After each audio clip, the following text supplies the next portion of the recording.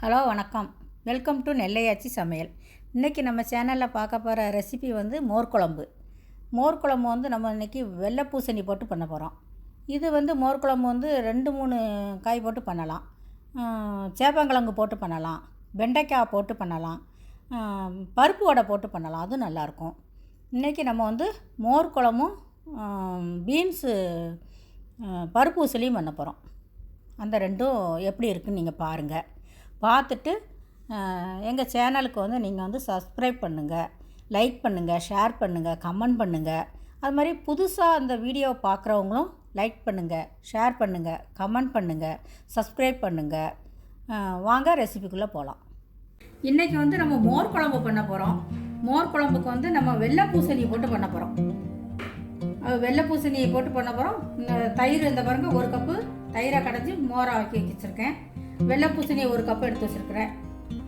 நம்ம அரைக்கிறதுக்கு வந்து தேங்காய், ஜீரகம், இது வந்து கொஞ்சம் அரிசியும், கொழுப்புக்கு கொஞ்சம் அரிசியும் துவரம் பருப்பும் கொஞ்சம் ஊற வச்சுக்கோங்க.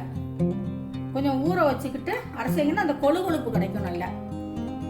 தேங்காயோடு அரைக்கிறதுக்கு தேங்காய், ஜீரகம், கொஞ்சம் இஞ்சி, பச்சை மிளகாய் எல்லாம் போட்டு அரைச்சி நம்ம குழம்புல சேர்க்கலாம்.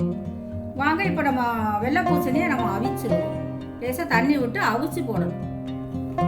இப்போ கொஞ்சமாக தண்ணி விட்டு நம்ம வெள்ளை பூசணியை கொஞ்சம் வேக வச்சுக்கணும். கொஞ்சமாக தண்ணி விட்டால் போதும். வெள்ளை பூசணியை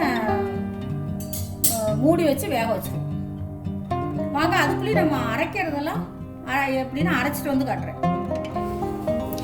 இப்போ பாருங்கள், மிக்சியில் வந்து நம்ம எல்லாம் தேங்காய், ஜீரகம், மிளகாய், இஞ்சி, துவரம்பருப்பு, அரிசி எல்லாம் நம்ம பேஸ்ட்டாக அரைச்சிட்டோம். இந்த பாருங்க, பேஸ்ட்டாக நல்லா மையாக அரைச்சிட்டோம். இதை அரைச்சிட்டு வந்தாச்சு.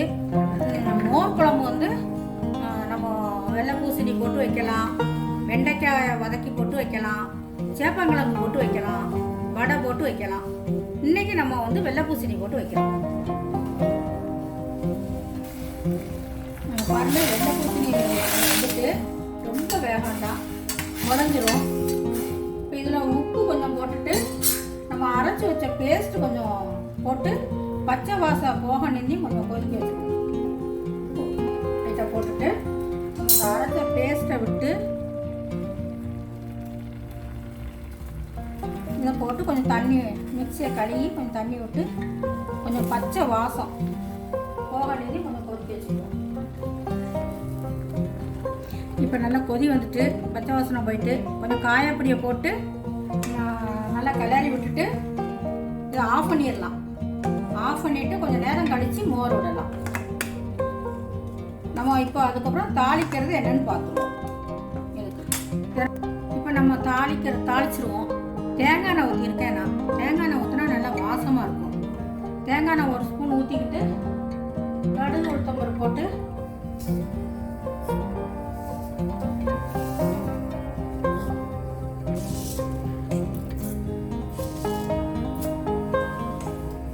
தேங்காய் எண்ணெய் விட்டு கடுகு, உளுத்தம்பருப்பு பொரியட்டும். பொரிஞ்சதும் 2 வரமிளகாய், கருவேப்பிலை போட்டு தாளிக்கலாம். தாளிச்சு அதில் கொட்டிடணும். கடுகு, உளுத்தம்பருப்பு, 2 வரமிளகாய், கருவேப்பிலை போட்டு தாளிச்சிட்டோம். இப்போ நம்ம இதில் மோர் விட்டுருக்கோம். மோர் விட்டு நல்லா கிளறி கொடுத்துட்டு லேசாக பொங்கி வந்ததும் இறக்கிடணும். இது வந்து மோர் குழம்பு வந்து கொதிக்கக்கூடாது.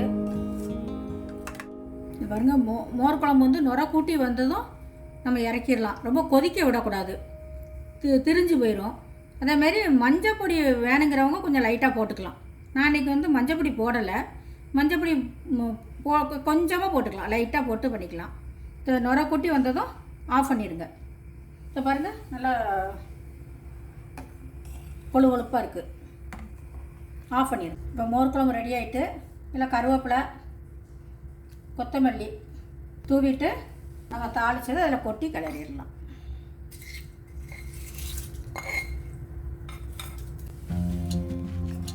இந்த பாருங்கள், மோர் குழம்பு ரெடி ஆகிட்டு.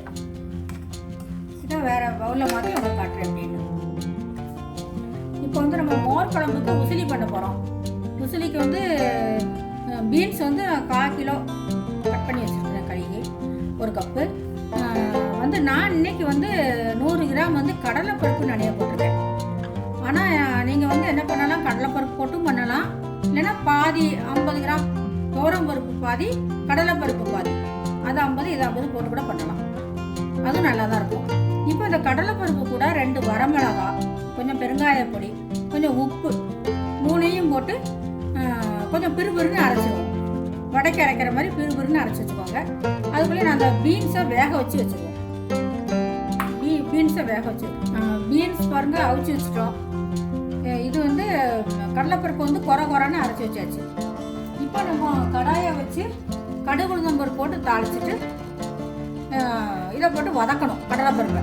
வாங்க பார்ப்போம். இப்போ கடாயில் 2 ஸ்பூன் எண்ணெய் விட்டுருக்கேன். கடுகு உளுந்தம்பருப்பு போடுவோம்.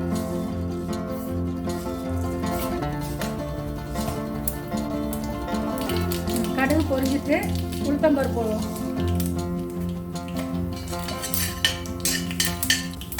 கடுகு பொரிஞ்சிட்டு கொஞ்சம் பெருங்காயப்பொடி போடுவோம். பெருங்காயப்பொடி போட்டுட்டு இந்த கடலை பருப்பை இதில் போட்டு வதக்கிடுவோம். வெங்காயமும் போடலாம், ஆப்ஷனல் தான். நீங்கள் வெங்காயம் போட்டு வதக்கிட்டு கடலைப்பருப்பு போட்டாலும் போடலாம். அன்றைக்கி வெங்காயம் போடலை. இதில் கொஞ்சம் மஞ்சப்பொடி போட்டுருவோம். மஞ்சப்பொடி போட்டு இது கொஞ்சம் பிடிக்கும், கொஞ்சம் கூட கொஞ்சம் எண்ணெய் விட்டே நல்லா விளையாடணும். இல்லைன்னா கொஞ்சம் தண்ணி தெளிச்சுக்கோங்க, எண்ணெய் வேண்டாம். நல்லா கிண்டி கொடுக்கணும்.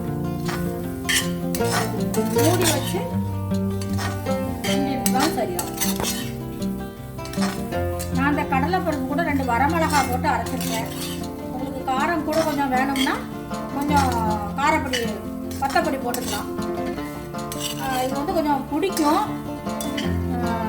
கம்மியாக வச்சுக்கோங்க, அடுப்பை கம்மியாக வச்சுக்கிட்டு எண்ணெய் ஊற்றிக்கோங்க.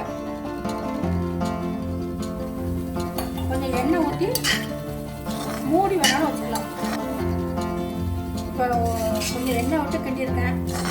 இப்போ உதிராக இருக்குது. தண்ணி தெளிச்சிங்கன்னா கொஞ்சம் சாஃப்டாக இருக்கும். மூடி போட்டுருங்க. மூடி போட்டு வெந்ததும் நம்ம பீன்ஸ் போடலாம். அதை பாருங்கள் நல்லா வதக்கியாச்சு. இப்போ நம்ம பீன்ஸை போட்டுடலாம்.